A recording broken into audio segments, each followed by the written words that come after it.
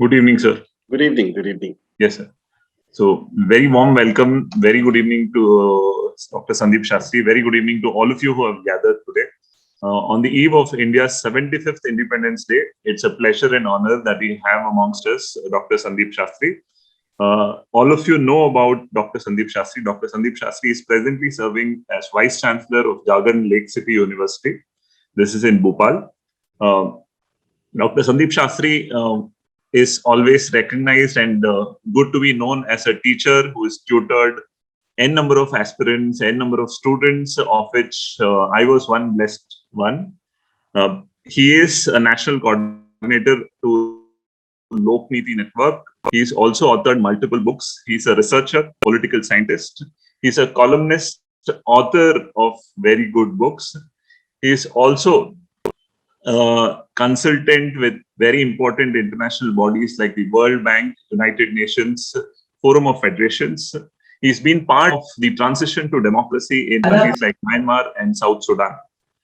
Of late, he's been associated with many TV channels with respect to the election analysis, and the political commentator sir has been. We can't have a better person than him to reflect upon India's 75-year journey as we take on in terms of the parliamentary structure, the issues related to Indian polity and governance. Sir, it's a pleasure. Thank you so much for making time for us and accepting our invitation. A part of our audience are those who will be giving interviews this time, so they will get preference in asking questions at the end of the session. Questions can be, sir, if this is the question, how should we put in our answer? Because there's a lot of balancing act that the questions will require. So that will be one part of the Q&A. So I hand it over to you, sir. Thank you so much once again for accepting our invitation. And we'll start the session now, sir. Thank you, Prashant. It's always a pleasure to join functions and join at institutions where your students are active. As somebody who has been in the teaching profession now for close to 4 decades, the greatest joy and the greatest strength and the greatest learning is to be with students. I often say this, that in the last 4 decades, more than 20,000 students have allowed me to learn with them in their classroom. So I don't claim any special status as having taught people. I think I have learned with people, and my students in the class have been the ones who have inspired me the most.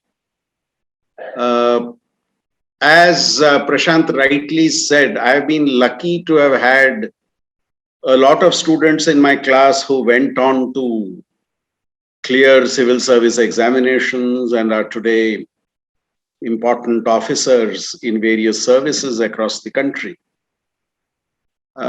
Just before I got into this session, I just received a message from one of my students who trained with me for writing the civil service exams. He was training under me for writing the civil service exams more than 3 decades ago.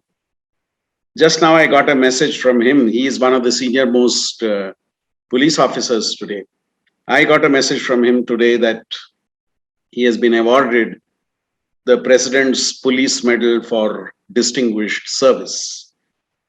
And nothing gladdens your heart more than such things happening.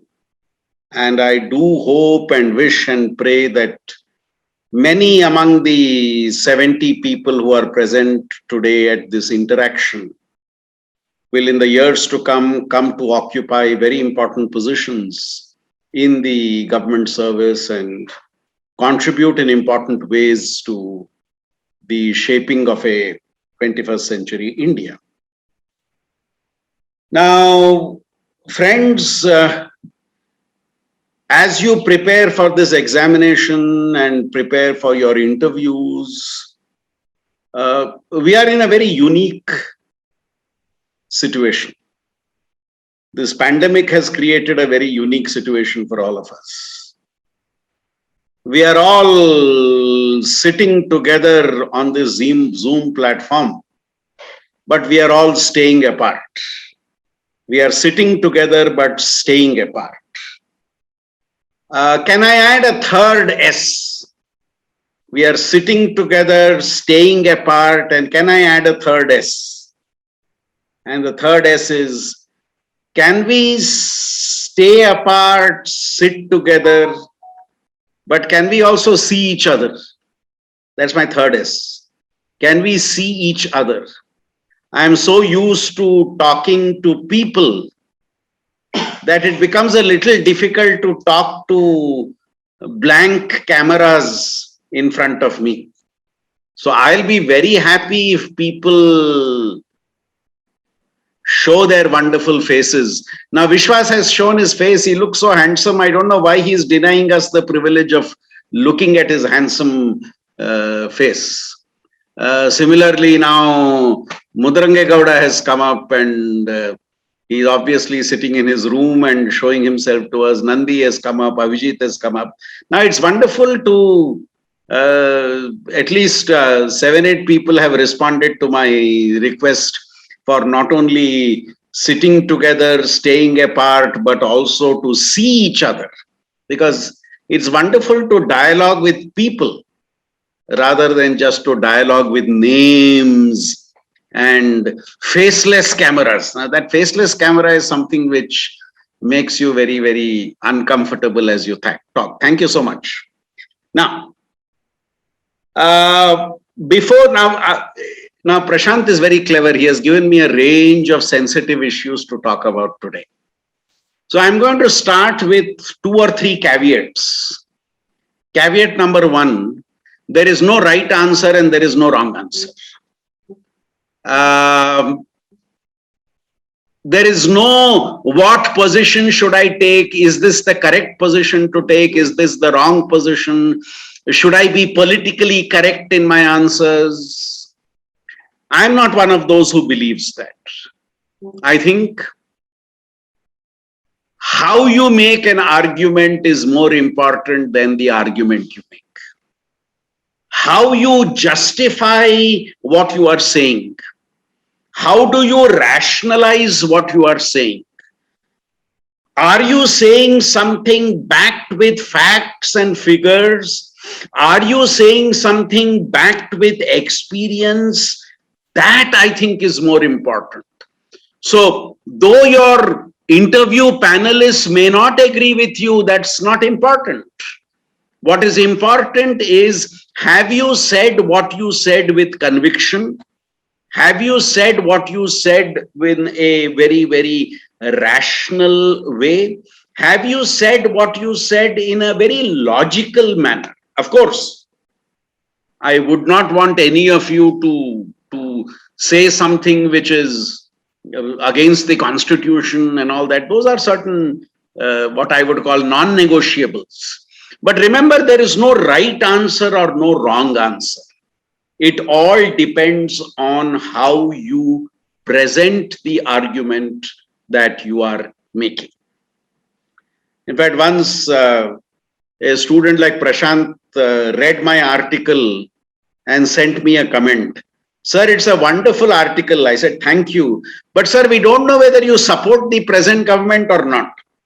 I said, thank God you cannot make out from my article whether I support the present government or not, because the reason of writing the article is not to tell you whether I support the government or not, but it is to take a stand on an issue and not whether I'm supporting someone or opposing someone. So that is what I want you civil servant aspirants to keep in mind. No answer is a right answer or no answer is a wrong answer.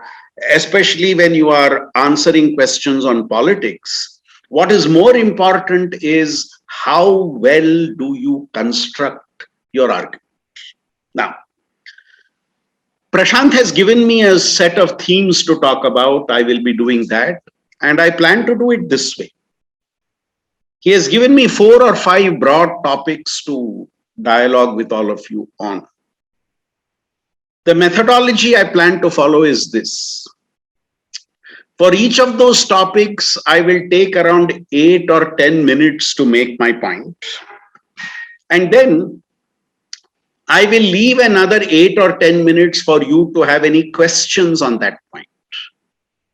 And once we have addressed the questions, I will move on to the next theme and the next theme and the next theme. Until you all decide to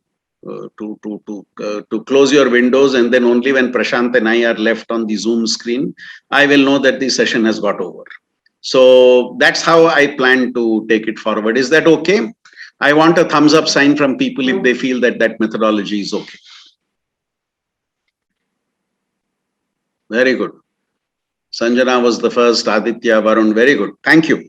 Now, let me start with the first basket of topics which Prashant wanted me to talk about. I will put those basket of topics under one broad head. In 75 years, how has Parliament functioned? How has the Indian Parliament functioned? And I'm asking this question from a specific context. Manoj, if you could mute yourself, please. I'm asking this question from a particular perspective. There is a lot of discussion going on today about all this disruption of Parliament. Monsoon session has been washed out. Now, I'm not trying to be smart in terms of the words I use, but monsoon session has literally been drowned or washed out, in a sense. Now, you have all types of comments being made, wasting of taxpayers' money, not doing their job, get them all to pay back the money, all types of very, what I would call very populist demands are coming up. Or what I would call playing to the gallery demands. But how do we actually need to look at this? This whole disruption of Parliament, very little discussion of bills in Parliament, bills being passed without much of a discussion. Now, is it correct that if you are in the opposition, you must allow the government to have its way? Or is it right for the government to say, we have a majority, people have elected us, who are you to disrupt all this? Many years ago, John Stuart Mill made a great statement. He said, while the government must have its way, the opposition must have its say. While the government must have its way, the opposition must have its say. Now, this is wonderfully said, but how do you implement it? Everybody agrees the government must have its way and the opposition must have its say. But how do you actually implement this? But just to give you a perspective, and I'm going to be very brief on this, just to give you a perspective, I would try to look at it from a little context. And I'm being a little irreverential when I say this, which is this. How many of our members of Parliament take the proceedings of Parliament seriously? How many of our members of Parliament feel our real job is actually to speak in Parliament? And now I come to a more difficult question. How many of our members of Parliament feel that their performance in Parliament will lead to their being elected once again? If you ask members of Parliament, they will say simply because we take part in debates and discussions in Parliament, voters will not vote for us. Voters need not vote for us. Voters don't vote for me because of how many questions I raise in the Lok Sabha or because of how many motions I take part in. No, they say. Voters will vote for me depending on how much they think I have done for the constituency.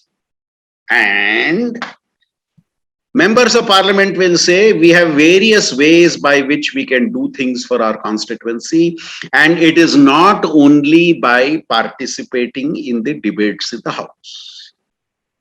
So friends, I am raising a bigger question. Are our parliamentarians, and when I say parliamentarians, I also mean state legislators, are our parliamentarians redefining their role today? Do they feel that their real job is actually not on the floor of the house? Their real job is outside the house, meeting people, getting their constituents' problems solved, addressing their constituents' problems, meeting their voters? Do they think that is the real role? And how much we participate in parliament does not really make a difference. If I could be little irreverential, could I raise the question that is parliament a sideshow? Is what goes on in parliament a sideshow? Something that you have to go through the motions, therefore you go through the motions. Now, with this as the backdrop, let me now come to my point. You and I as citizens get upset about disruptions of parliament. Are members of parliament and political parties really worried about disruptions of parliament? Opposition is happy because you can go to the streets. Ruling party is happy, and I'm not talking of any one opposition or one ruling party. I'm saying 75 years. Ruling party is happy that we don't have the spotlight of attention turned on us in important ways. So everybody goes home happy. Everybody goes home happy with disruptions. I get anguished because we think Parliament is the place where they should meet and talk and discuss. That is what intellectuals like you and I, educated people like you and I think. But do political parties and do our elected representatives think that? I think we have to, if I could use an adage, we have to catch the bull by the horns. Why is this happening? And remember one more thing now. This is not the only monsoon session that has been wiped out. Look at the last 15 years. Look at the last 20 years. Look at the last 30 years. Every year, at least one of the three sessions will be washed out. Budget session, monsoon session, winter session. If not more than one, at least one session is washed out, irrespective of who is in power. Irrespective of who is in power, one session of parliament is invariably a washout. Now, you would have seen data on how parliament sits for a lesser number of days now. Earlier, forget washouts. Even the scheduled number of days it is supposed to sit, it has dramatically reduced from before. How seriously do both members of ruling party and opposition take part in debates? I am not blaming any one side. Both sides. How serious are they about debates in parliament? I don't think either side is serious. You look at the live telecast, how often are the front rows of both the treasury and the opposition benches vacant? How often do you notice that some big person is there in the house only when he or she is supposed to speak? Maybe half an hour before that or half an hour after that, or if you are the chief whip of the party, or if you are the Minister of Parliamentary Affairs or Deputy Minister of State for Parliamentary Affairs, where your presence is necessary, therefore you have to sit. Otherwise, members sign the register outside, but how many of them actually are there in the debates? Even after televising the debates, how many of them actually sit through the debates? Which brings me back to my original question. Today, members of parliament, I think, are asking themselves the question, What is it that will help me get back to power? What is it that will help me get elected again? There have been several members of parliament who have told me this personally. Just by my taking part in a debate, I don't get re-elected. ನನ್ನ constituents ನನಗೆ ಹೇಳ್ತಾರೆ, ಓ ನೀವು ಅಲ್ಲಿ ಮಾತಾಡ್ಬೋದಪ್ಪ, but ಏನ್ ಪ್ರಯೋಜನ? ನಮ್ಗೇನ್ ಅದರಿಂದ ಲಾಭ ಬಂದಿದೆ? I hope it's okay if I once or twice lapse into Kannada. Having stayed in Karnataka and learned and been and continuing to be a Kannadiga, now living in Bhopal, my chances of speaking Kannada are only limited to my talking to my wife at home. Otherwise, I use Hindi much more now. So whenever I get a chance to lapse into Kannada, I love to do it. The larger question that I'm asking is, today you talk to members of parliament, they would tell you, ಏನಾಯ್ತು ಅಲ್ಲಿ ಇದ್ದು ಏನ್ ಪ್ರಯೋಜನ, ಅಲ್ಲಿ ಮಾತಾಡಿ ಏನ್ ಪ್ರಯೋಜನ, ಅದರಿಂದ ನಾವು ಪುನಃ ಗೆಲ್ತೇವಾ ಅಂತ ಪ್ರಶ್ನೆ ಕೇಳ್ತಾರೆ. So for you and I, this is a very agitating matter, that house is adjourned, house is this. Now, for a member, if I am an opposition member of parliament, the fact that I protested on this issue is something that will grab the headlines tomorrow. The fact that I protested on Pegasus is something that will grab the headlines tomorrow. I still remember what a former speaker of the Lok Sabha, P.A. Sangma, once told us. I was in a private gathering with him, and he said, he turned to me and said, Dr. Shastri, there is only once that I behaved badly in the Lok Sabha. I said, sir, what did you do? He said, I was first time member and I never got a chance to speak. I was right at the back. And whenever I raised my hand, speaker never looked at me. And that time I was in the opposition. And suddenly we all decided to protest. And those of you who remember Mr. Sangma is a very short person. He is not more than 5 feet tall. He used to be just 5 feet. And Sangma says he started protesting loudly in the house. And then everybody started looking, where is that voice coming from? There is a voice coming from somewhere, but we can't see where that voice is. The speaker is also shouting, who is that? Keep quiet. This fellow is shouting at top, but nobody can see him because he's surrounded by all tall people.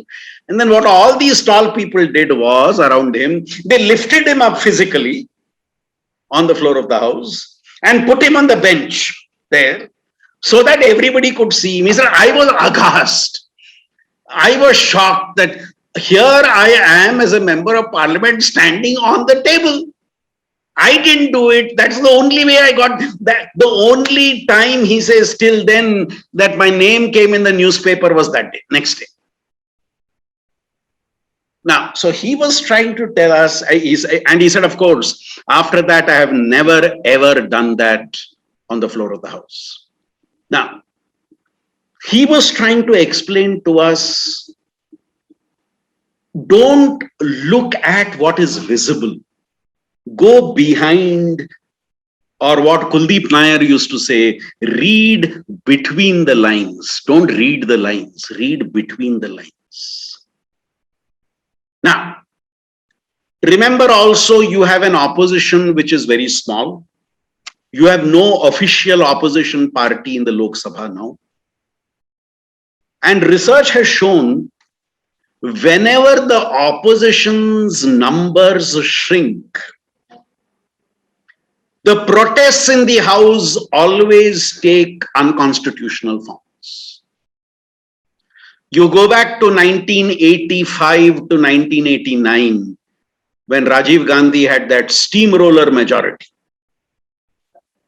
There were so many disruptions in the house because the opposition was so small. The only way they could be heard was by making noise like that and continuing that noise outside parliament. So friends, what I'm drawing your attention to is, like you and me, we are all upset about what happens in the disruption. I'm not trying to justify the disruption. I am trying to find an explanation as to why this disruption happens. I am trying to find an explanation as to why do, irrespective of which party is in the opposition, why does the opposition disrupt the House? And why does the ruling party, whichever is the ruling party, believe that because we are in power, we have a right to do what we want? Now, I want you all to reflect on this question. I also want you to reflect on how much time does Parliament seriously spend on discussions and debates on serious matters? How much time does it spend on passing of bills? I think it was a very good gesture by the opposition to call off the protest for the passage of the bill on the OBC matter. Of course, if you're a cynic, you will say they had no choice to do it, otherwise they would have got a lot of bad blood and they would have been criticized and pillared by everybody. It was a political hot potato which they could not afford to protest on. So I agree with, I agree with that also. If you look at every year, resolutions passed at the presiding officers and heads of the House meeting, every year they say we will not disrupt Parliament. Every year. And remember what Venkaiah Naidu said. Before entering the House, all the leaders get together and decide the agenda. And those who are protesting have also been part of that meeting. But once they come to the House, the whole picture changes. So is this an act we put on because you want a particular image to go in the newspapers and the media tomorrow? Whenever I take part in television debates with political leaders, when the debate starts, I always get worried, and the anchor always puts me in between two people who belong to two different political parties. And I look to my left, I look to my right, and I see them fighting with each other, and I wonder when both of them will pounce on each other and I should get out of the way on time. And then we stop for a commercial break. And when we stop for a commercial break and I look at both of them, they are the best of friends, exchanging notes, discussing issues. And then when we are told 5 seconds more for live, suddenly both of them don their original colors again.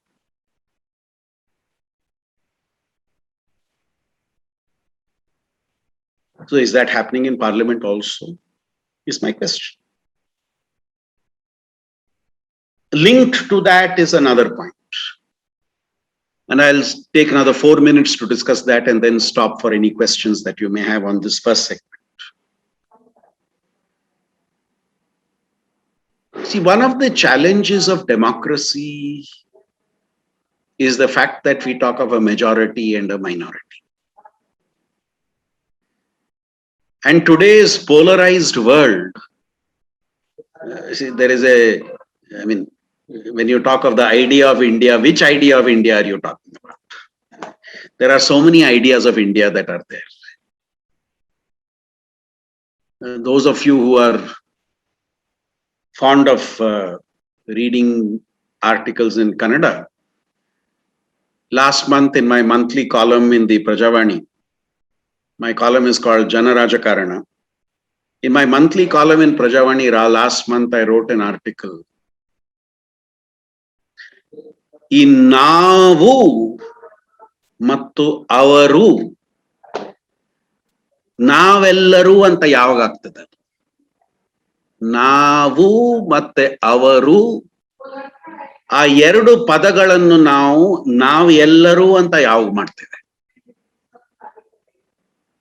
When will we and they become us? That was my question in my article. When will we and they? Unfortunately, in our society, we are dividing everything into we and they. We, so and so, they, that, we, they. Everything is divided as we and they. Even in your WhatsApp groups, you see we and they. Which messages will you forward? Those you agree with. And who will you forward it to? Those who agree with you. Which messages will you delete? The ones you don't like, which came from they. Those you will delete. Which messages you will forward? Which came from we, and which will go to we, who are of the same world. So today, this polarization is so strong, and I see this so often. I have reached my conclusion and then I draw facts to support my conclusion. I don't look at facts to draw my conclusion, but I have drawn my conclusion and then look for facts. Now, in a democracy, undoubtedly,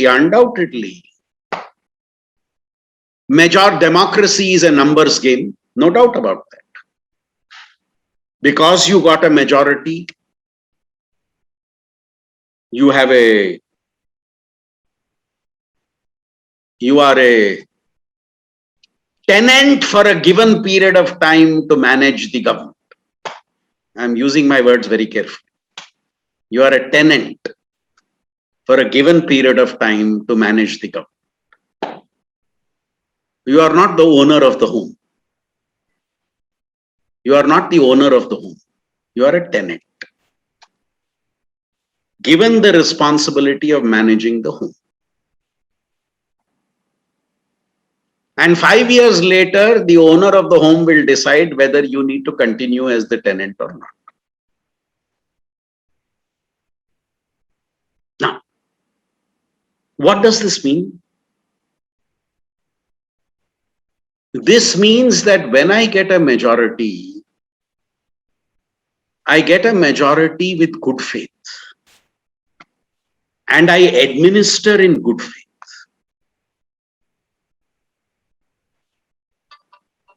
When Prime Minister Modi won his second term, I clapped very loudly at his first speech after he won his second term. When he came to the BJP office and spoke, he expanded his slogan of Sabka Saath, Sabka Vikas. If you remember, he said, Sabka Saath, Sabka Vikas, Sabka Vishwas. He added a third slogan, Sabka Vishwas. That I thought was a very healing touch. See, that I thought was being magnanimous in victory. That I thought was that balm that a very, very fractured election campaign needed at the end. Now, we can always debate till you write your exams or go for your interview as to whether Sabka Vishwas has actually happened or not. That's a different debate. Like when people said, good days are coming, I used to jokingly ask, are you putting a question mark after that or an exclamation mark after that statement? When you say good days are coming, do you put question mark after that or exclamation mark after that? I said, depending on that, I'll tell you who you are in terms of your political colors. Now, but more seriously, yes, there is a majority view. Yes, there is a non-majority view.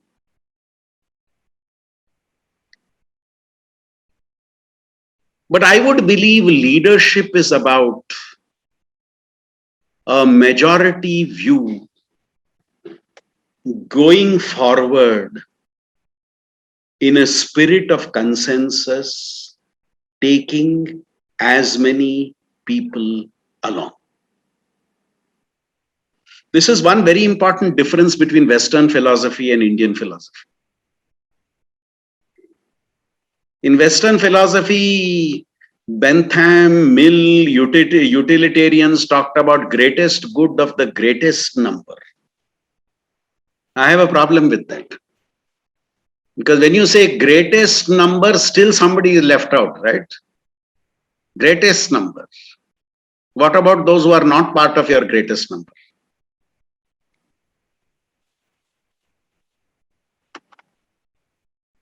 Gandhi had a different perspective. And I always say this in my presentations. I am referring to the original Gandhi because we have a lot of Gandhi subsequently. I am referring to the Mahatma of the country. The Mahatma had a different perspective. The Mahatma said not greatest good of the greatest number. The Mahatma said greatest good of all. Sarvodaya. Antyodaya. That's why I say, I mean, our philosophy in that sense is much richer than the Western philosophy, which says greatest good of the utilitarian, greatest good of the greatest number. The larger point I'm making is, and I have seen this, remember what Lord Acton said, power corrupts, absolute power corrupts absolutely. Power corrupts. Absolute power corrupts absolutely. I always ask this question, is leadership about power or leadership about influence? Is leadership about power or is leadership about influence?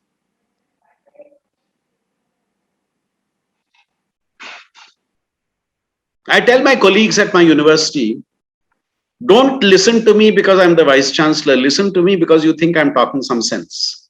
Therefore, stop listening to me if you think I'm not talking sense. You don't need to listen to what I'm saying because I'm the vice chancellor of your university. I'm leaving that designation outside and coming in for the meeting. Now, I want to leave the designation outside, but others may not want me to leave the designation outside. I have always believed leadership is about influence and not power. The moment I make leadership about power, then all this, we have a majority, who are you to question us, all these questions come. Similarly, when I am defeated in an election, it does not mean I have lost everything. I am still a legitimate part of the process.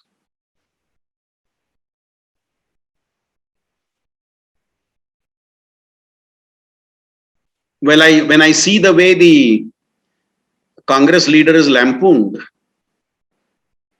I sometimes wonder whether we are willing to go to any extent to pull down someone and something which we feel we don't like.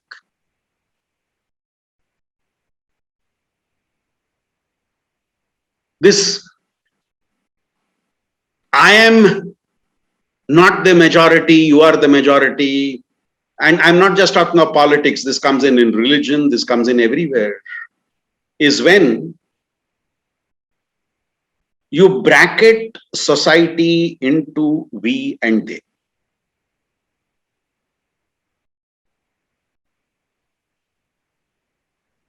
For the last 6 months, I live in North India. I'm proud of the fact that my Kannada is as good as my English and my Hindi is as good as my Kannada and English. Luckily for me, because of my experience, I am equally fluent in all the three languages.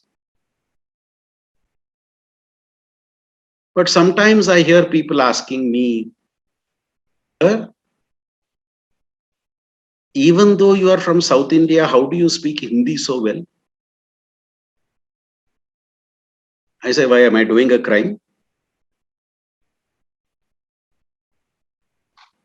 Now, I jokingly tell them, look at the logic of your question.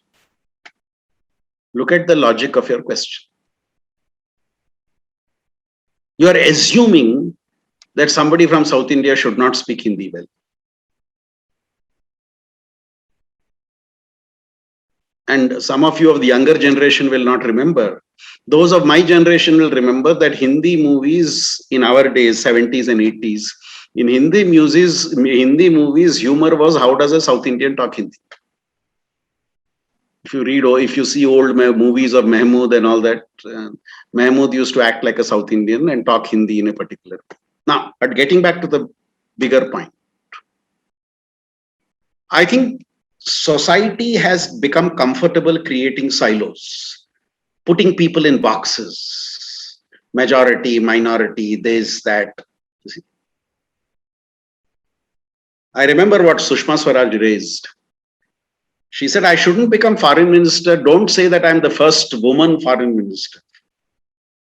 Evaluate me not because I'm the first woman foreign minister, but evaluate me for what I did as foreign minister. The fact that I'm a woman, how does it make a difference? Was her question. And evaluate K.R. Narayanan not as the first Dalit president of India, as the president of India, period. Why should Kalam's religion matter? Now, Kalam's religion matters, Sushma Swaraj being a woman matters, because we want to create silos. We want to create we and they. You see? That whole we and they. When society moves in that direction, these challenges are automatically going to come. I'll stop here with the first theme. And if anybody has any questions on this theme, I'll be happy to respond to the questions. You can unmute yourself and ask the question if you want to ask the question. But as Prashant said, we have a rule. We will give first preference to those who are actually writing, who are actually facing the interviews shortly. Thank you, sir. Hello, sir. Good evening. It was a pleasure listening to you. A lot of great perspectives. I have a question regarding, the whole political scenario and the citizens reacting to it in a way. And the question is, the question is regarding the democracy that people themselves are thinking. So the question here is, so if there are the political reforms that needs to be done, like the elected representatives, which they have to be educated, or any of these things has to be put into criteria, why I can understand that it is not possible unless it is a constitutional reform, and actually the parliament people have to do it. But why citizens to re-elect the same candidates again and again, even though they understand that there are certain irregularities, the way they manage the whole situation when a current issue arises, and then the decorum of the house is not maintained as it should be maintained to discuss the healthy issues and get a fair solution for any particular issue. So this is my question. My question is, who should be educated more about democracy? Is that the political representatives or the citizens of India? Okay, Pramod, your question, and I also add what Akshay has added in the chat box. Now, I have a question for everybody. You speak to your parents, you discuss with your parents, you debate with your parents. Ask your parents whether they were as free with their parents when they were of your age.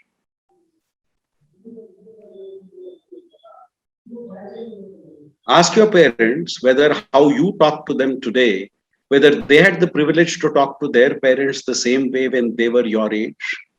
And if your grandmother and grandfather are around, ask your grandmother and grandfather when they were of your age, whether they could talk to their parents like how you talk to your parents. What am I hinting at? What I'm hinting at is when you talk about decorum, who sets the norms? Who sets the norms of what is decorum? And what is decorum for you need not be decorum for somebody else. Go back to my example of what P.A. Sangma told me. Sangma says, I never wanted to do it, but then I suddenly, in a flash of a moment, there I am standing on the table. He went on to say, I was ashamed of what happened, but what to do? That's the only time I was heard for that 5 years in the Lok Sabha.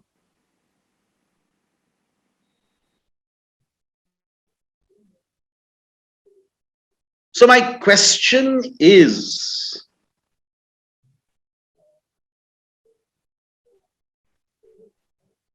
I would believe something is decorum.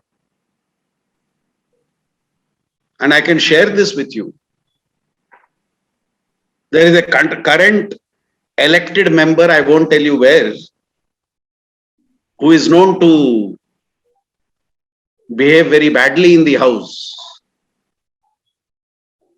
who happened to be my student, and when he was my student, he used to debate exactly like you used to debate. Decorum illi, sir. Today I asked him, decorum illi, sir. Yeah, sir, bidi, sir.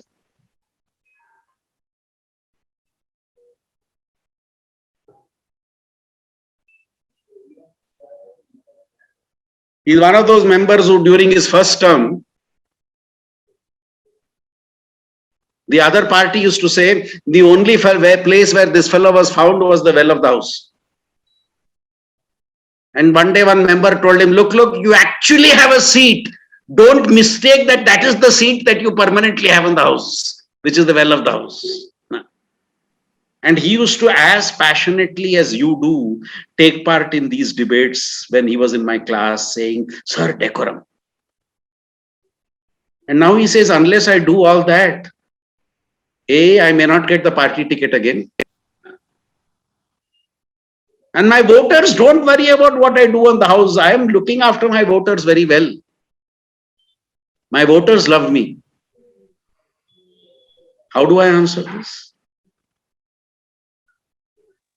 See, another member told me, sir, you talk about decorum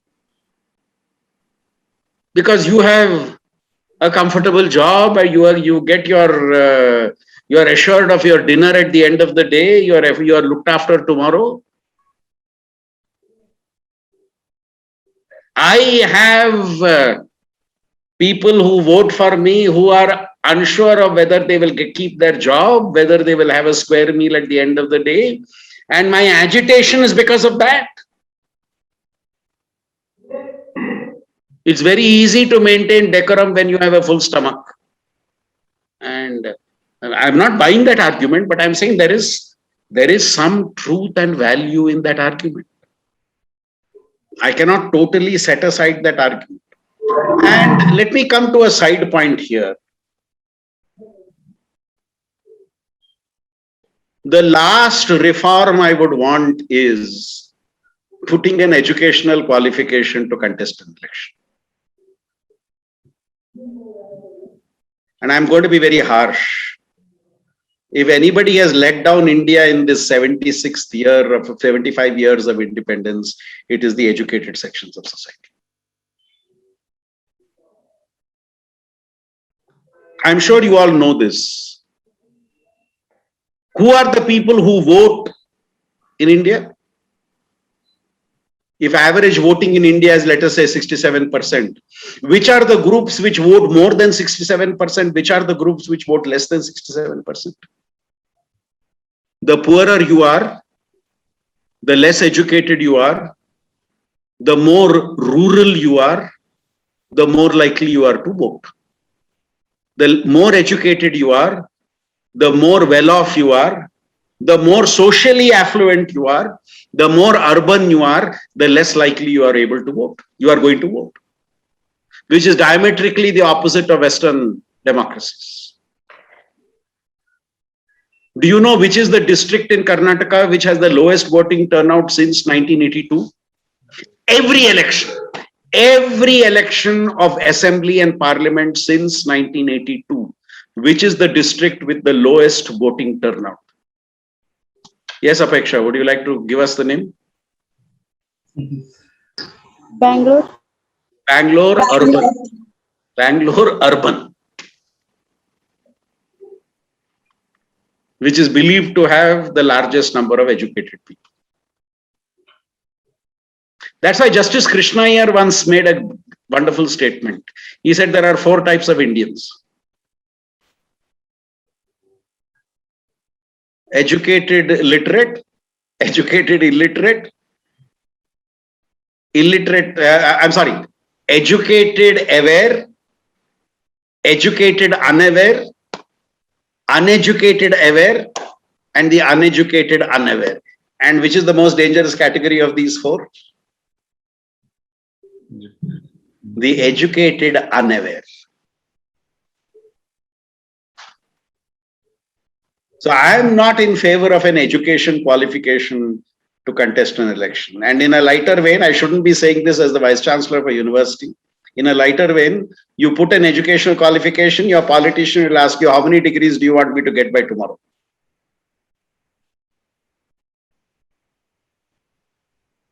Today, when somebody says, I am a postgraduate or an undergraduate or this, I say, so what? So what? So what if you're a postgraduate? So what if you're an undergraduate? Big deal. So be a little careful in suggesting that we should have an education qualification. Because I don't think the fact of education has made us more conscientious citizens. I don't think the fact of education has made us more responsible citizens. Now, undoubtedly, as voters, we can play a major role. I think what this country needs is very strong citizen movements to be able to ensure that democracy is on the right track.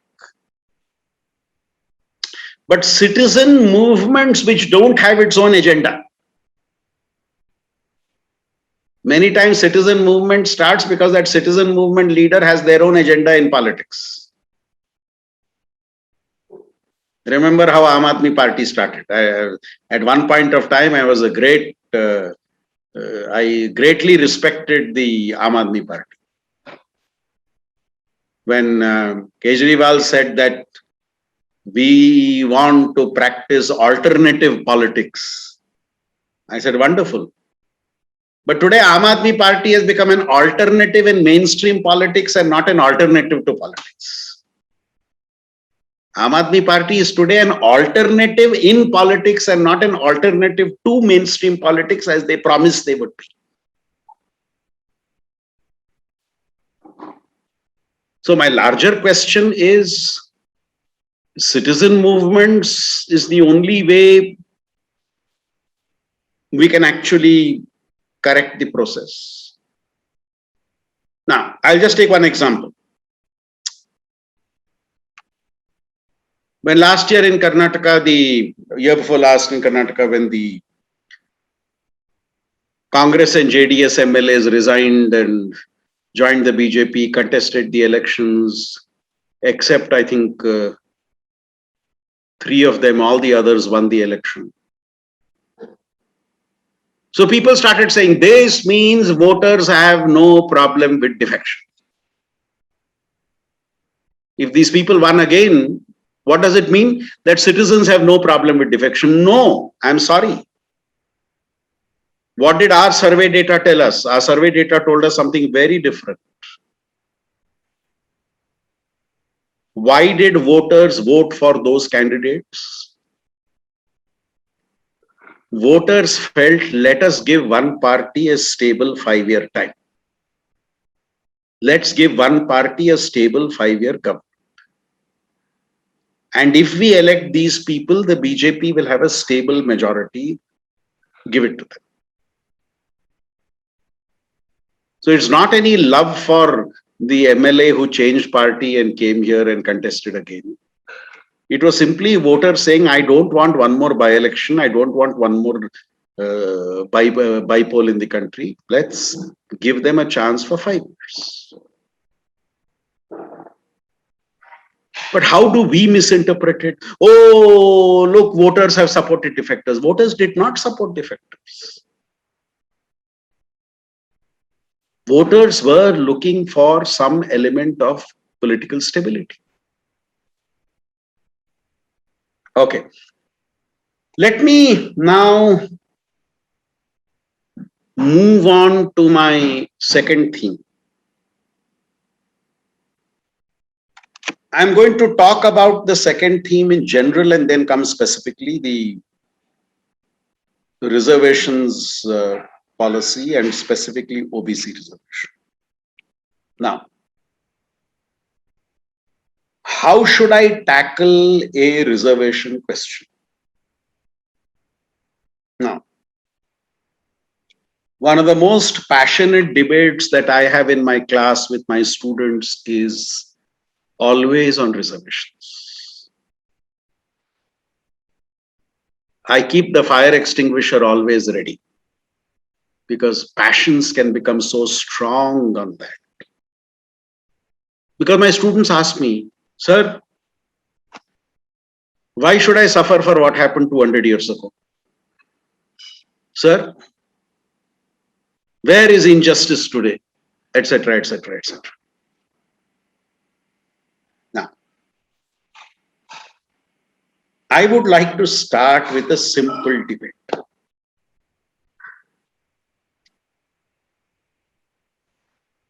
I would want you to separate the philosophy of reservation and the practice of reservation. A lot of clarity will come to us when we do this separation. The philosophy of reservation and the practice of reservation. Where are most of our problems? Where is a lot of our discomfort? Our discomfort is with the practice of reservation. Our discomfort is with the fact that X has no problem, why should he get reservation?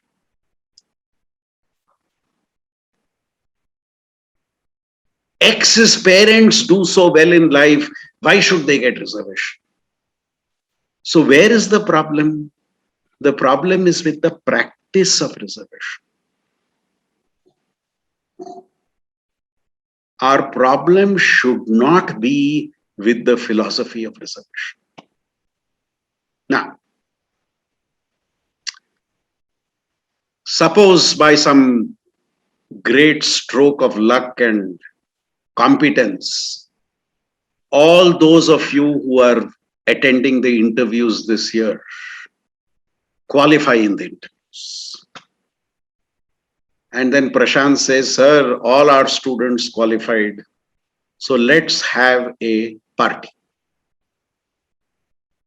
And I happened to be in Bangalore that time. And Prashant fixes a Sunday for a party. One of you has a wonderful farmhouse. So we go to the farmhouse for our party. We go there in the morning, decide to have lunch there and then come back. And before lunch, one of you gets a bright idea. One of you says, let us build up our appetite for lunch. Let us all run a short 100-meter race. Let us all run a 100-meter race. Now everybody is excited. Yes, yes, yes, yes. Let's run a 100-meter race. So Nitin will draw one line. This is the start line. Nitin will draw another line. He'll say, this is the finish line. Let us start our race. And then Prashant and Nitin notice that I am not taking part in the race. That I have stood on the side there. Apeksha, why am I not taking part in the race? Suma, why am I not taking part in the race? Considering the advantage of your age. Don't be too sure, but okay. Maybe, sir. He says, I understand the disadvantage of my age. I cannot run with younger people. Apeksha? Why am I not taking part in the race? Maybe the same reason, or maybe you have some other, or you don't want to run. Come on, I'm giving you all a chance to insult me as much as possible. Maybe you just don't want to run. Maybe, You just don't want to run. but then you say, sir, come, we are all running, you also come join us. I say, no, no, no. Sir, Why? you may give a health issue reason as a reason. Thank you. I may Maybe. have a health issue, therefore I don't want to run. And then, Apeksha comes up with a great idea. Apeksha says, sir, we understand your problems. You stand at 20 meters and run. We will stand at 0 meters and run. You stand at 20 meters, we will stand at 0. Apeksha, is that fair? Yes, sir. Why? Again, considering all your parameters, I think that's fair. Are you giving me a concession? Yes. No. Okay. You are not giving me a concession. It's my right to stand at 20 meters. You are, I'm being very strong in the word I use. You are not giving me a concession.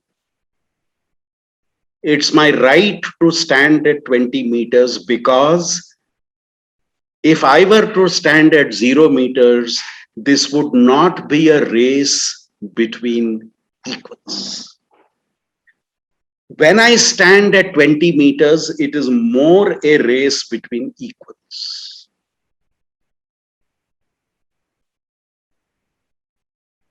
You are not showing mercy on me.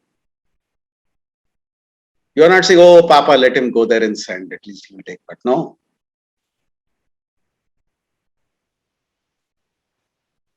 Can some of you now relate to the philosophy of reservation?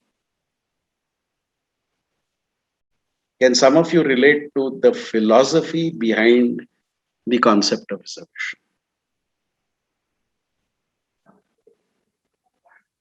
You see,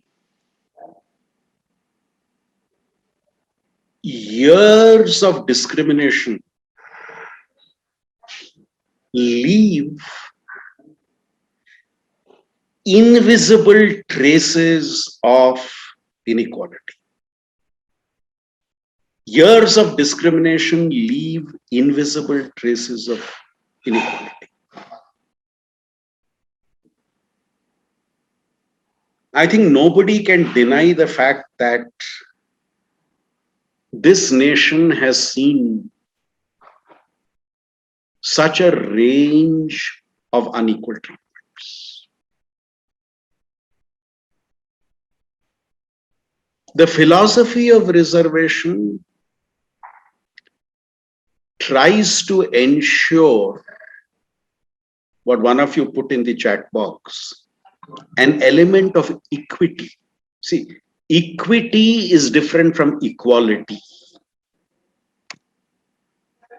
Reservations is about equity. Now, are the right people getting it? Here there is a problem. Now I am coming to the practice of reservation. Have we identified the groups which should get reservation correctly? No. Should not economic criteria be there for reservation? Because remember, until what happened a few days ago, the Constitution defines backward as socially and educationally backward. Why were we not able to give reservation for economically backward? It's because the Constitution defines backward as socially and educationally backward. The criteria of backwardness is social and educational, not economic. Therefore, Supreme Court has consistently maintained we are also for economic basis for reservation, but the Constitution has to be amended for that. Because the Constitution recognizes only the social and educational criteria of backwards. And then the other question.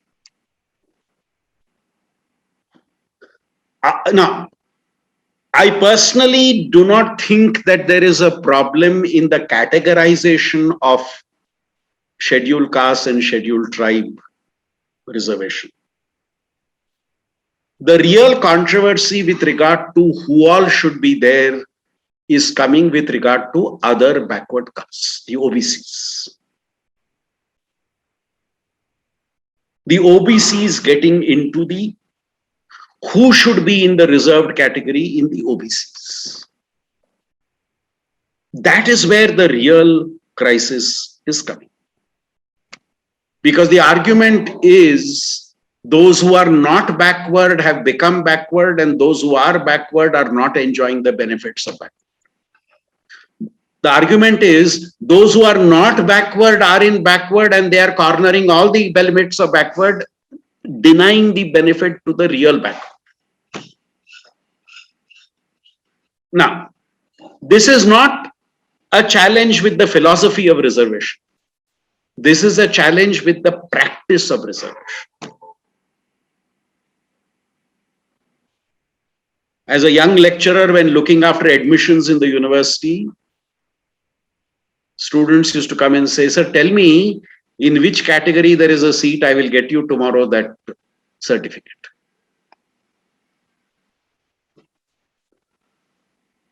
Then I wondered, why are people unhappy with reservation? It is the practice of reservation.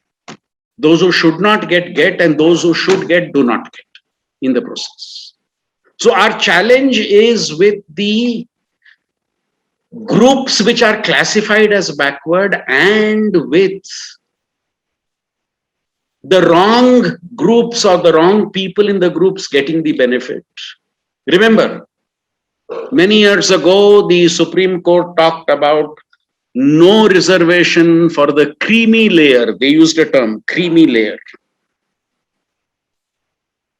That even though your caste may be backward, you will not get that benefit if you are part of the creamy layer. And this is where the court also plays politics. Who is creamy layer? Government decide who is creamy layer. Government came up with a list. All these categories of people are creamy layer. What happened because of political pressure? One by one, you removed from that category. You had at one time, if either parent is a professional, you are creamy layer. If either parent is a taxpayer, creamy layer. If either parent owns property beyond this much value, creamy layer. Slowly you diluted that criteria, took out items from that criteria. Because vested interests wanted to make sure that we are backward. I remember the debate, children should not be taught ABC, children should be taught OBC. That is the primary language you should be taught this. Or everybody wants to be backward, fast forward, this at one stage. And now, it was fashionable to call yourself backward. And of course, I don't mean any disrespect to any social group. Many of you may know this, in every state of India, we have what is called dominant castes. We have dominant castes across India. In Karnataka, you know the dominant castes are the Vokaligas and the Lingayats. Whichever backward class commission suggested that one of these groups should be taken out of backward caste, that report could not be accepted. There were commissions which suggested one or both these groups should be taken out of backward caste groups. There were protests and those reports could not be accepted.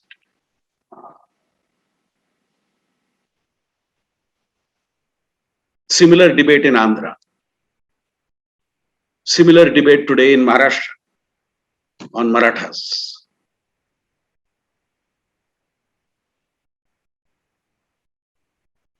And now, as I said, it's become fashionable to be wanted to be called backward.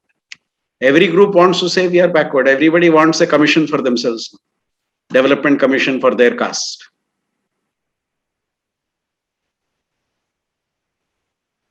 So, and you have another challenge here. All our backward caste reservation decisions are made on the basis of census done years ago. We are extrapolating what was done in the 1800s because there has been no tangible caste census done after that. You want to open a hornet's nest, ask what is the population of the Vokaligas and Lingayats in Karnataka. Finished. You will start off a debate which you can never stop. I have heard debates which say the Lingayat community in Karnataka is from 11% to 32%. People have gone. That's why the caste census done during Siddaramaya's time could not be published. The critics of Siddaramaya would say they purposely underplayed the dominant castes in their numbers.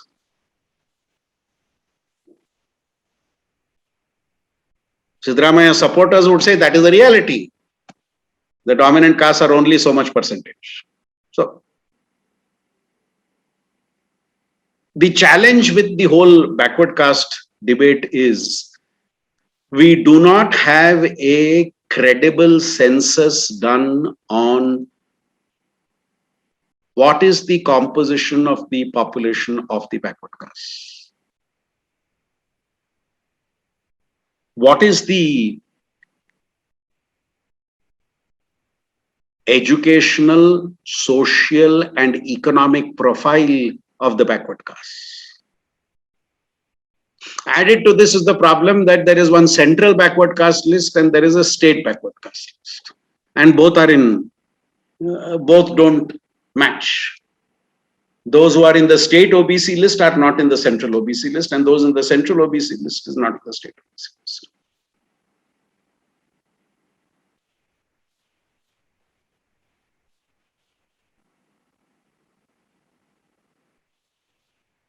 And also this debate,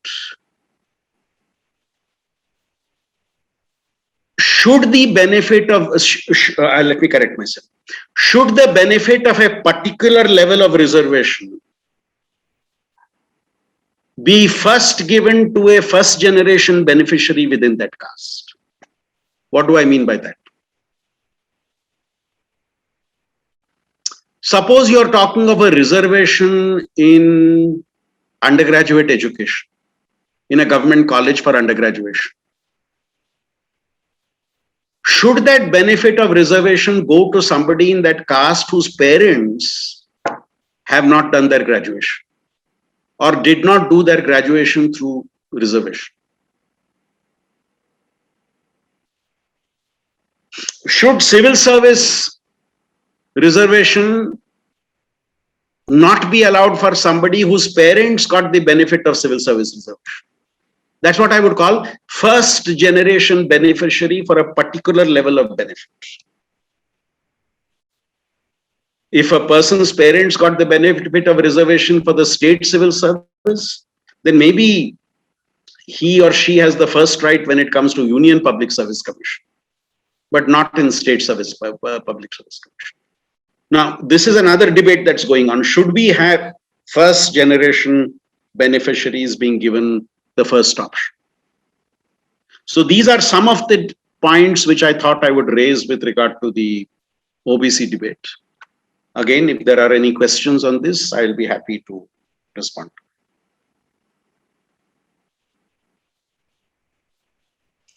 Saurabh, go ahead, Saurabh. You can ask a question.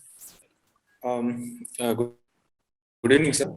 My question is regarding the Supreme Court observation in a particular case that the government should explore introducing the creamy layer criteria in the case of SC/STs.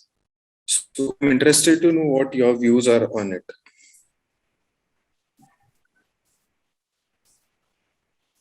See, these are all extremely sensitive issues, and sometimes the issue is taken out of context.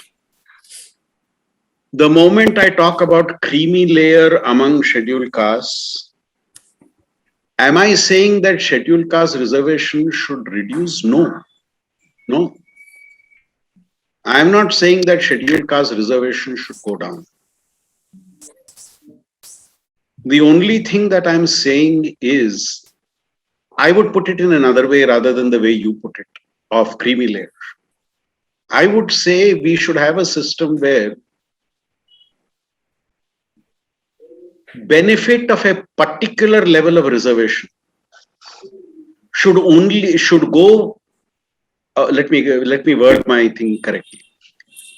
The benefit of a particular level of reservation should be given. I mean, a first generation beneficiary of that level should be given the first priority. I hope you can relate to what I'm saying through the example I gave. If somebody's parents got into the civil services in the UPSC exam through reservation, their children should not have that benefit, because already one generation has got the benefit at that level.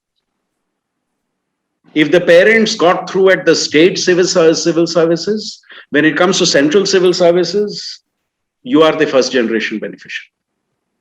See, something on those lines I think are very necessary. I'm not in favor of creamy layer for one reason. Let me tell you the reason.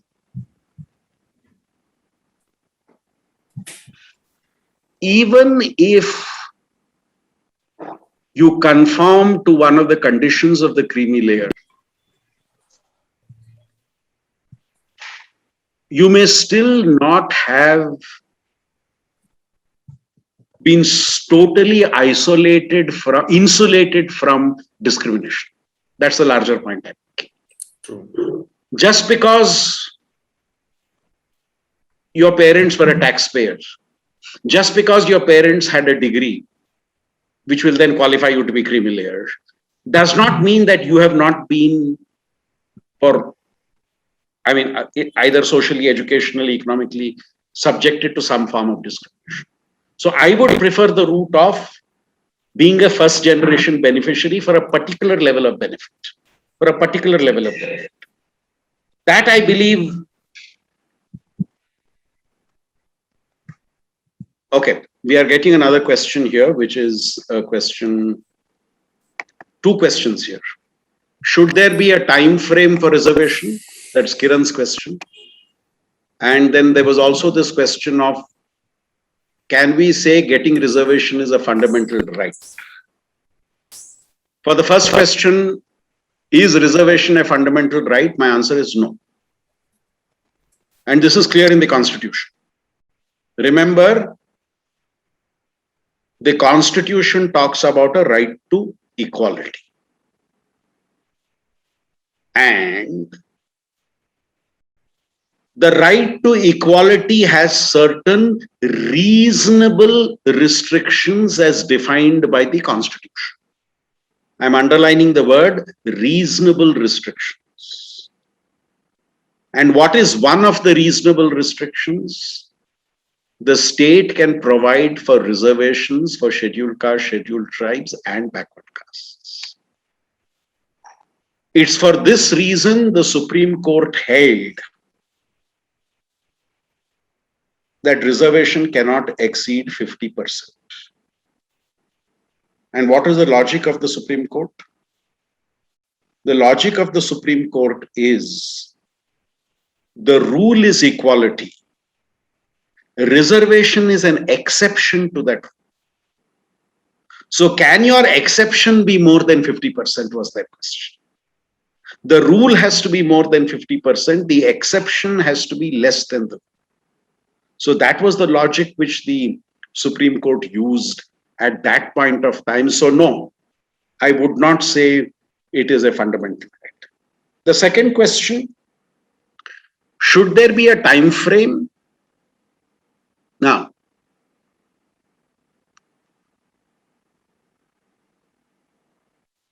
Again, this is a very controversial point. To ask my personal view is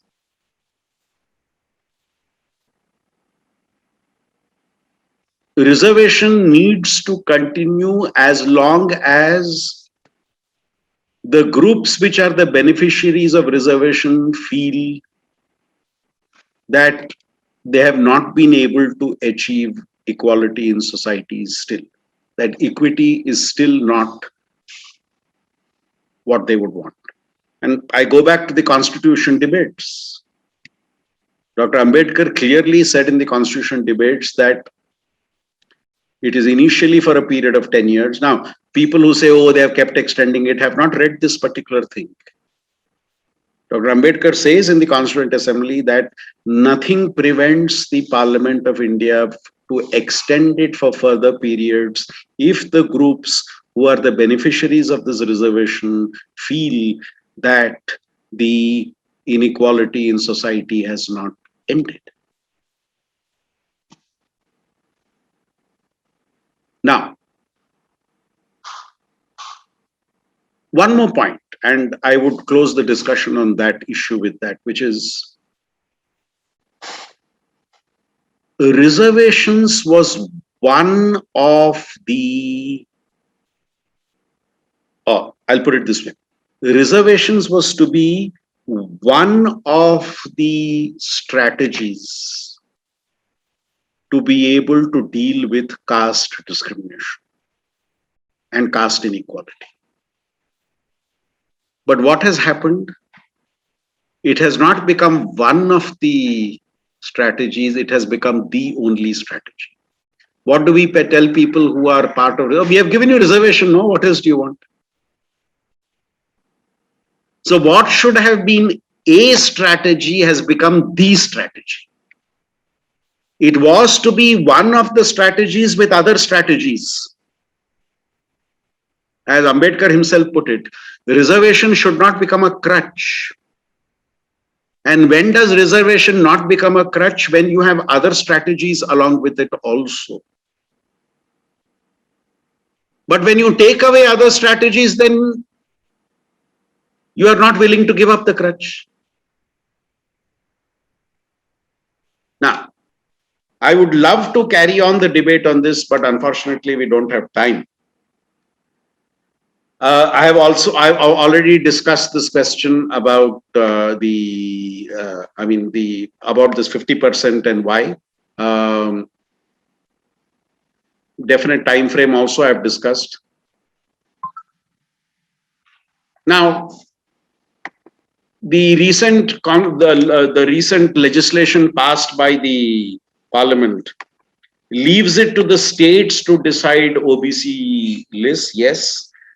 I will not be surprised if the court continues to intervene to look at, and that's why we are also simultaneously talking about the need for a caste census. Because if you want to leave it to the states to decide which are the OBC categories, are you going to decide OBC categories based upon real data, which you don't have, for which you require a caste census to be done, to be able to decide who and which groups continue to be backward? Will you be able to withstand the political pressure when that caste census results come out? Now, that's why when you talk about states preparing backward caste lists, the question also comes up about conducting an authentic caste census. Remember what I said about dominant castes. Once dominant castes are in the bracket of reservation, there is no way you are able to take them out, whichever part of the country you're talking about. And we have seen this in Karnataka with regard to be it the Venkateswamy Commission or be it earlier to that Havanur Commission, which made certain important points on the dominant caste. But the recommendation that they made was not affected because it adversely affected the dominant caste. Right, I will close the debate on that. I'll move on now to a third theme for discussion.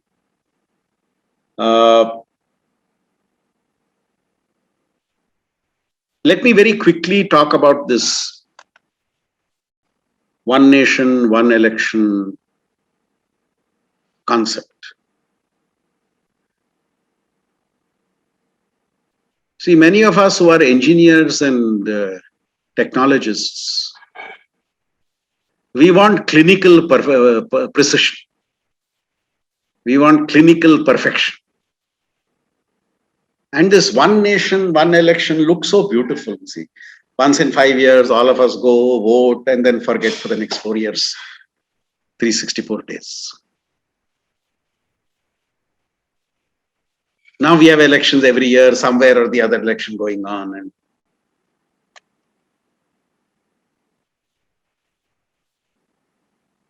I am in favor of one nation, one election. Yet I would raise 3 or 4 questions. Number one,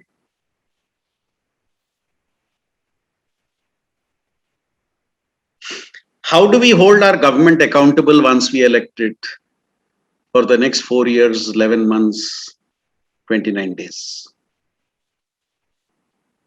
Now what happens every year, you have somewhere or the other an election happening. And therefore a political party needs to be cautious in terms of what it does. Because it can, I mean, they will not be able to do something rash or unwanted, especially when they have to face an election. Number two, as many of us have written, India has become an election-only democracy. We seem to have become an election-only democracy, which means the only aspect of democracy which is vibrant is elections. And do you want that to happen once in 5 years only now? As a citizen, my only connect with the state in this election-only democracy as a citizen, my only connect is that day I go to vote. Now I enjoy voting once in a Lok Sabha election, once in a Vidhan Sabha election, once in a BBMP election. Now do you want to say, no, only once in 5 years, all the 3 will happen? Do we simultaneously not need to open other windows of democracy? And we are a parliamentary system, remember, India is a parliamentary system. Why did after 1967 states have different election cycles and parliament have different election cycle? Because state assemblies got dissolved before that 5-year period. And why did they get dissolved before a 5-year period? Because a ruling party lost its majority, nobody else had a majority in the house. So the governor or the president dissolved the house. Therefore, we had to have a fresh election. Why did the house elected in 1996 have a 2-year term, Lok Sabha? Why did in 1998 we have another election? Why did in 1999 we have another election? Why did we in 1991 have another election? See? Some of you will remember 96 one election, 98 one election, 99 one election, 2004 one election. We had frequent elections there. That's because in the Lok Sabha, a party did not have a clear majority. We had election in Karnataka in 2004. Why did we have another election in 2008? 4 years later. Our next cycle should have been 2009. But why was it 2008? That's because nobody had a majority and the house had to be dissolved. How are you going to solve that problem? Because we are a parliamentary democracy. So people are suggesting we should have the German system where you have a fixed term for the legislature and you cannot pass a no confidence motion against a government unless you choose the alternative first. It is called constructive vote of confidence. That if you want to vote out somebody, you have to first choose who will replace them. What does that mean? By default, somebody may continue in power because you cannot replace them. Think about that. If you have fixed term Lok Sabha, fixed term Vidhan Sabha, one nation, one election, Fixed term means even if a government loses confidence, you cannot vote it out unless you choose an alternative.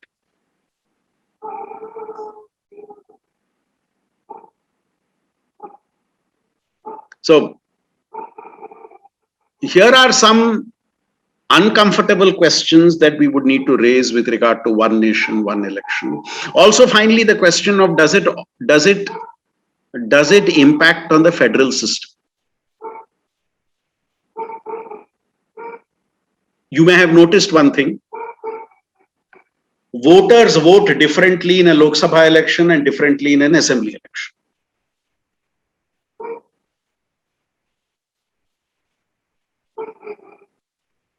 In 2019, in Kerala, you gave 19 seats to the Congress-led United Democratic Front. And in 2021, you voted the LDF back to power.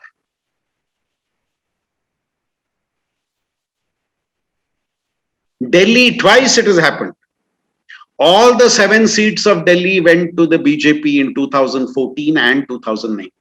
All 7 Lok Sabha seats went to BJP. But what happened in the assembly election the next year, 2015 and 2020?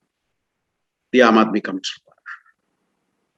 It's like the voter saying, look, that election is different, this election is different. And if you want to be proud Kannadigas, let us remember we are the ones who started this trend. Karnataka started this trend when 1984. Now everybody is talking about it. We in Karnataka started this trend in 1984. In 1984, when Indira Gandhi was assassinated, and you had an election in November, December of 1984, Rajiv Gandhi was leading the Congress party. They got a steamroller majority. In Karnataka, they won 24 of the 28 seats. 24 of 28 seats in Karnataka was won by the Congress. And who was the chief minister of Karnataka then? Janata Party leader Ramakrishna Hegde.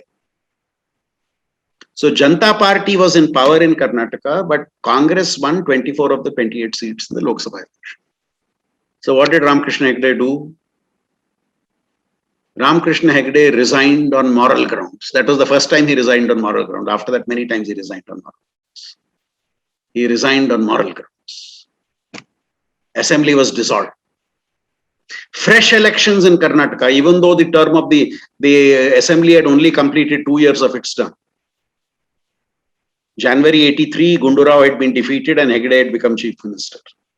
In January 85, not even before that, December 84, Karnataka assembly dissolved, fresh elections. What happens in fresh elections in March 1985? Janata Party gets a clear majority in Karnataka. So that same voter who gave 24 of the 28 seats to the Congress, within 3 months brings Janata Party back to power in Karnataka. So we started that trend way back in 1984-85, more than 37 years ago. The rest of the country is doing that today, making a distinction between Lok Sabha elections and assembly elections. So when the voter is making a distinction between Lok Sabha and assembly elections, is it correct for us to say one nation, one election? So I think all these factors need to be kept in mind. As I said, clinically it looks perfect.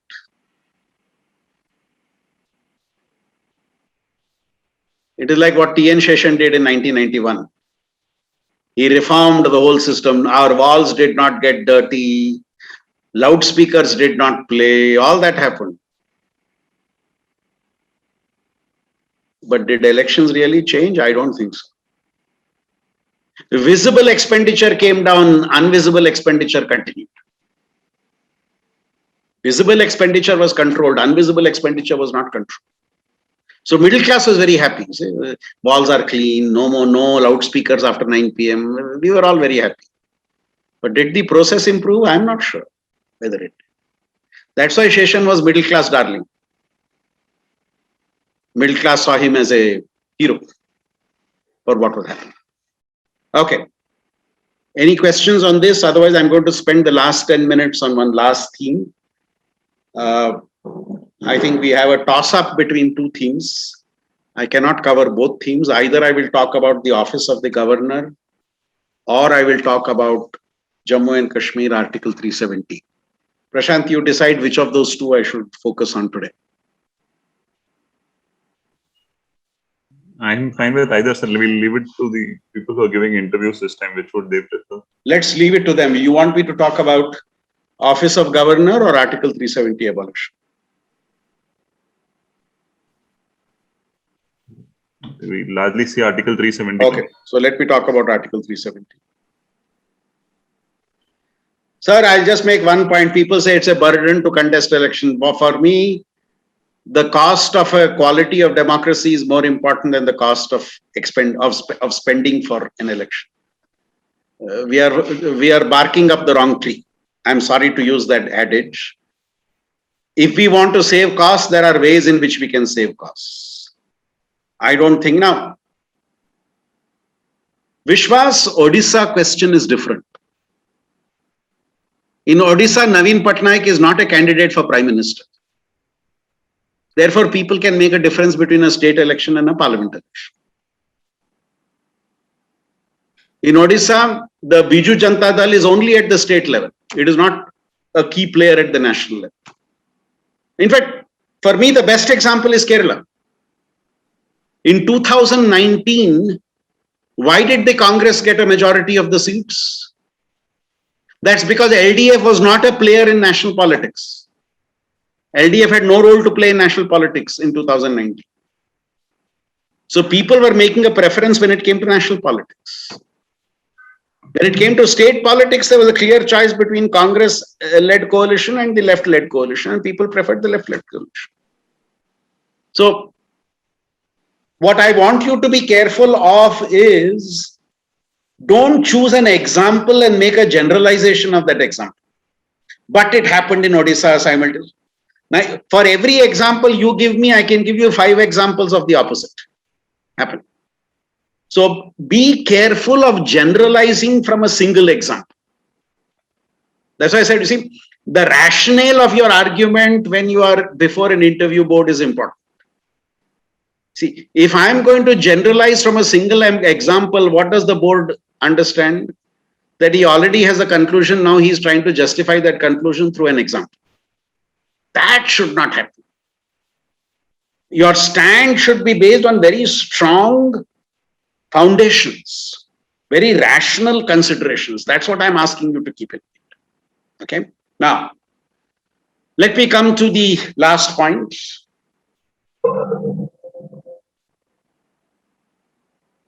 I would believe that there is a general consensus in the country that Article 370 needed to be abrogated. You will notice that a lot of Congress leaders and in private circles, a lot of left leaders, many regional parties did come out in support saying, yes, it was time to take away the special status of Jammu and Kashmir. So in principle,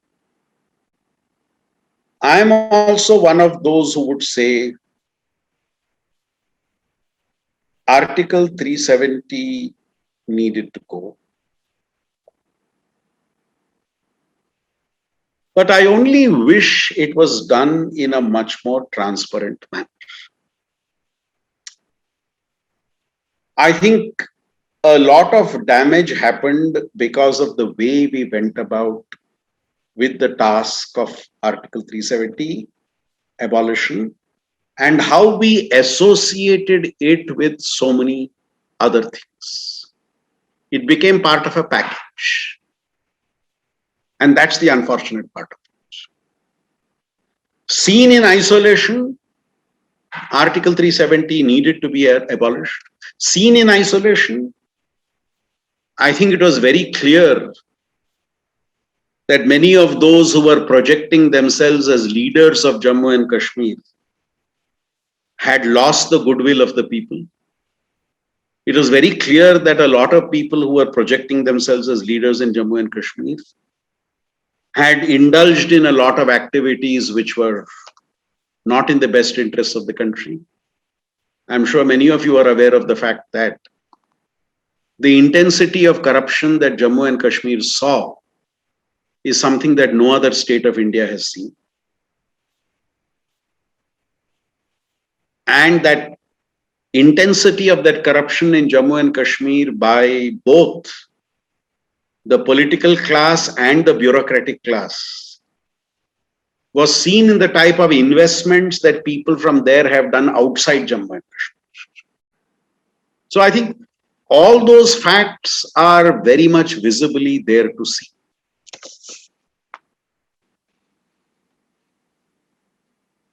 But what happens is in politics, there is always a context to politics. I always make this point, look at content in context. You need to always contextualize content. And here, if you contextualize the abolition of Article 370 and what happened subsequently and what happened before, I would say today in hindsight, some of those things could have been avoided. There could have been a much more consensus-oriented approach to be able to abolish Article 370.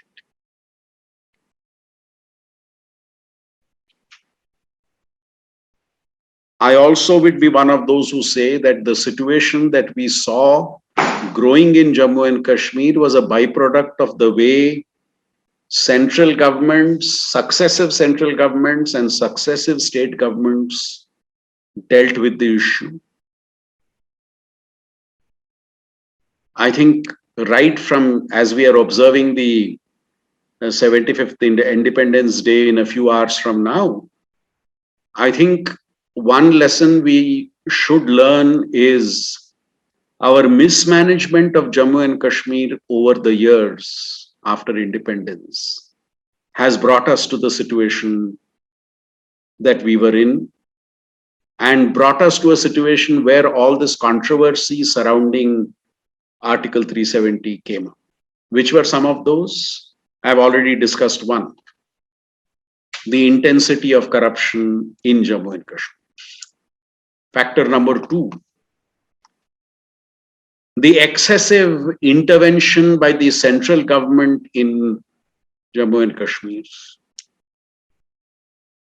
in destabilizing state governments, in trying to dismiss the state government and using the governor's office to try and bring in a chief minister who the center thought was more favorable to them. Or in the type of coalition politics that we saw in Jammu and Kashmir, be it from the side of the Congress or be it from the side of the BJP. I think the cumulative effect of all this was seen in the level of dissatisfaction in the people with the central government. I think the central government over a 70-75 year period since independence did not effectively use that opportunity to build a bridge with the people of Jammu and Kashmir. And what we are facing today is the consequences of that. So I think this inherited baggage which we have today in Jammu and Kashmir, inherited in terms of the attitudes of the people, especially in the valley. While it's easy to say that outsiders, outside powers, be it Pakistan, China, be it anybody else, is interfering in the matters in Jammu and Kashmir. That is true. But they would not have been able to intervene if we had done enough to be able to deal with the discontent. I think let's put our house in order before blaming the outsider. The outsider was able to intervene because we had not put our house in order first. I think I've always believed the outsider can only intervene when you allow the outsider to intervene with your mismanagement within. This is true of all international conflicts. So I go back to my principal point that I believe we needed to abrogate Article 370, but I think the way we went about doing it, the circumstances in which we did it, I think we lost an opportunity to build up consensus and goodwill on that question. That's my basic point on Article 370. Okay, I'm willing to take any other questions that people may have. We have around 4-5 minutes more. I want to close the discussion at 8. So if there's any question which people want, please feel free to raise it. Muduranga Gowda. Sir, ಕಾಶ್ಮೀರದಲ್ಲಿ ನೇರವಾಗಿ ರಾಜ್ಯದ ಆಡಳಿತವನ್ನು ತರದೆ ಕೇಂದ್ರದ ಆಡಳಿತವನ್ನು ತಂದಿರಲಿಕ್ಕೆ ಕಾರಣ ಏನಂತ ಕೇಳ್ಬೋದು?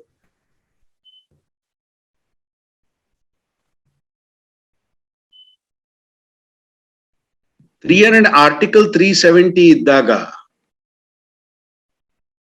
Jammu and Kashmir ಅಲ್ಲಿ ನೀವು ಗವರ್ನರ್ಸ್ ರೂಲ್ ಅಂತ ತರುವ ಒಂದು ನಿಮ್ಗೆ ಅವಕಾಶ ಇತ್ತು. ದೇಶದ ಬೇರೆ ಭಾಗಗಳಲ್ಲಿ ಹೇಗೆ ನೀವು 356ನೇ ವಿಧಿಯ ಉಪಯೋಗ ಮಾಡಿ ನೀವು ಅಲ್ಲಿ ರಾಷ್ಟ್ರಪತಿ ಆಡಳಿತ ತರಬಹುದು, ಜಮ್ಮು ಅಂಡ್ ಕಾಶ್ಮೀರ್ ಅಲ್ಲಿ ಸಂವಿಧಾನದಲ್ಲಿ ಅದಕ್ಕೆ ಅವಕಾಶ ಇತ್ತು. ಆದರೆ ಅದು ಬೇರೆ ರಾಜ್ಯಗಳ ಹಾಗೆ ಇರಲಿಲ್ಲ, ಸ್ವಲ್ಪ ವ್ಯತ್ಯಾಸ ಇತ್ತಲ್ಲಿ. ಆ ಕಾರಣಕ್ಕೆ ಜಮ್ಮು ಅಂಡ್ ಕಾಶ್ಮೀರಲ್ಲಿ ಸಹ ರಾಜ್ಯಪಾಲರ ಆಡಳಿತ 3-4 ಬಾರಿ ಆಗಿದೆ ಅಲ್ಲಿ. ಸೊ ಅದರ ನೆಟ್ ಇಫೆಕ್ಟ್ ಒಂದೇ ಇತ್ತು, ಆದ್ರೆ ಮಾರ್ಗದಲ್ಲಿ ಸ್ವಲ್ಪ ವ್ಯತ್ಯಾಸ ಇತ್ತು. ಯಾವ ರೀತಿಯಲ್ಲಿ ನೀವು ಅಲ್ಲಿ ಮಾಡಬೇಕಿತ್ತು ಅಂಡ್ ಯಾವ ರೀತಿಯಲ್ಲಿ ನೀವು ಬೇರೆ ರಾಜ್ಯಗಳಲ್ಲಿ ಮಾಡ್ತಾ ಇದ್ದೀರಾ, ಅಲ್ಲಿ ಸ್ವಲ್ಪ ವ್ಯತ್ಯಾಸ ಇತ್ತು. ಇಲ್ಲದಿದ್ರೆ the constitution allowed you to actually take over the administration of the state under special circumstances in Jammu and Kashmir also. Which is a wider point I'll take a minute or two to discuss. And this is something I want all of you to consider. One of the most abused articles of the Indian Constitution has been Article 356. If you look at Article 356 of the Constitution, if you look at the debates in the Constituent Assembly on this article, Ambedkar, Nehru, Patel all made one point. Article 356 will be a last resort. Article 356 will be a dead letter. These are two terms that they used. Remember, Article 356 is a continuation of a provision of the Government of India Act of 1935. During British rule, they had this power of the governor to dismiss the provincial government and take over the administration. Now, when our constitution was being written, the leaders at that time thought, and I want you to understand this mindset. Pakistan had just been created. And one of the biggest fears of the leaders making the Constitution of India is India should not get further subdivided. We have already broken up into India and Pakistan. We should not have further subdivisions of the country. So the unity of the country was paramount for them. So therefore, when drafting the Constitution, there was a hidden suspicion of the provinces, that these provinces should not create a problem. How do we prevent the provinces from creating a problem? Let's give the center the power to take over a state administration. See? So I want you to understand it from that perspective, that this was put in because you had this fear of what was called the Balkanization of India. I hope you all know how this term came up. Balkans is an area of Europe which has historically been divided and subdivided. What is today Yugoslavia, Czechoslovakia, that area is called the Balkans. And historically, that has been divided and subdivided. So this process of dividing and subdividing an area is called Balkanization. So in 1947, our leaders were afraid that we should not have the Balkanization of India after Pakistan was created. So therefore, they wanted a very strong center. And the constitution makers felt that we must empower the center to prevent the states from leaving the union. And that's why Article 356.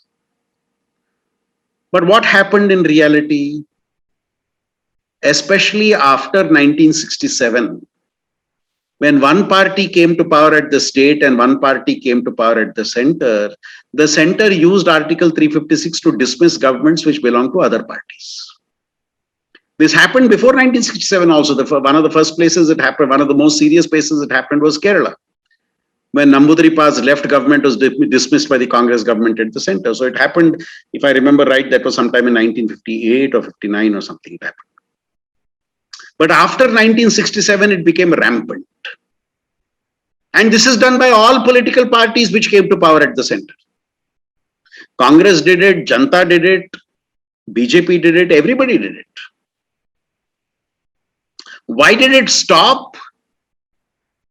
I think once India became a multi-party system and you did not have the type of majority you needed in Rajya Sabha to be able to pass the imposition of Article 356.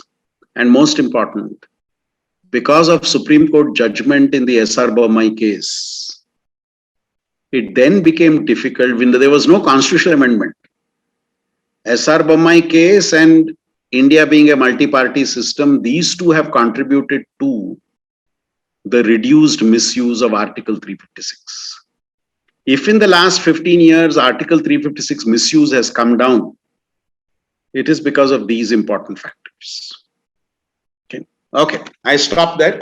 So Prashant, maybe we should end it there. I hope people have found the session I'll useful. take the liberty of one more question, sir, so that, do you see Uniform Civil Code coming, given that is on the agenda of the government or BJP as a party on the other side?